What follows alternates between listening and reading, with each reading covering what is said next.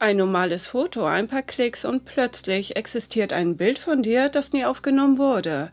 Deine Familie, Kollegen, Freunde sehen es und du kannst nicht beweisen, dass es fake ist. Das ist die Realität von Deepfakes, täuschend echte Fälschungen erzeugt durch künstliche Intelligenz, eine Technologie, die Identitäten kopiert, manipuliert und neu zusammensetzt. Die meisten suchen die Ursache sofort in der Software, Algorithmen oder dem Programmcode, aber die Frage lautet nicht, warum kann KI das, sondern warum existiert der Wunsch, solche Werkzeuge überhaupt einzusetzen? Warum häufen sich Fälle, in denen Gesichter gestohlen, Stimmen kopiert und Menschen digital bloßgestellt werden? Diese Geschichte beginnt nicht mit der Technik, sondern mit der Wahrnehmung im Internet. Bei persönlichen Begegnungen sind Reaktionen sichtbar und Grenzen spürbar. Heute findet die erste Begegnung oft über dem Bildschirm statt, als Profilfoto oder Clip, das innerhalb von Sekunden weitergescrollt wird. Jeden Tag werden hunderte Gesichter angeschaut und wieder vergessen. Aus Menschen werden Accounts, aus Personen Inhalte,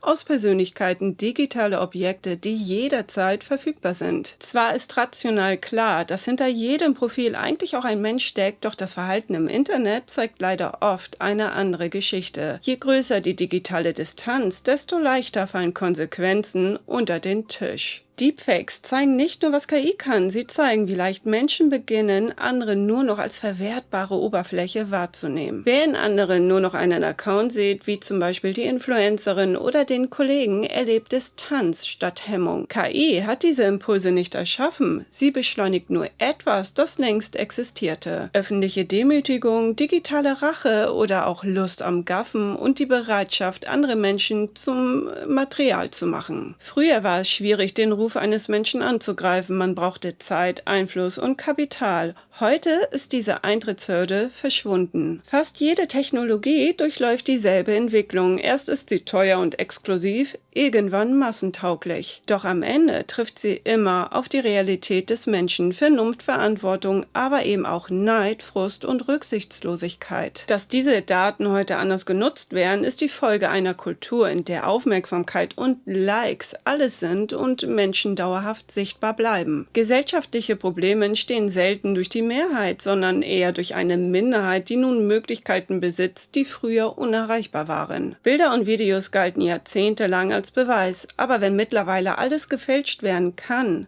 glaubt man zukünftig keine Aufnahme mehr. Nicht mal dem, was wirklich echt ist. KI ist dabei nur ein Teil des Problems, denn dahinter steckt eine echte Nachfrage nach Manipulation, Bloßstellung und das gezielte Fertigmachen anderer. Und das ist die eigentliche Herausforderung, nicht die Software, sondern die Frage, wie eine Gesellschaft funktioniert, wenn Misstrauen zum Standard wird. Sobald der Zweifel normal wird, dreht sich nämlich nicht nur mehr das Internet, sondern der komplette Umgang miteinander. Deepfakes sind deshalb kein rein technisches Problem. Sie zeigen vielmehr, wozu Menschen bereit sind, wenn Distanz jede Konsequenz verwischt.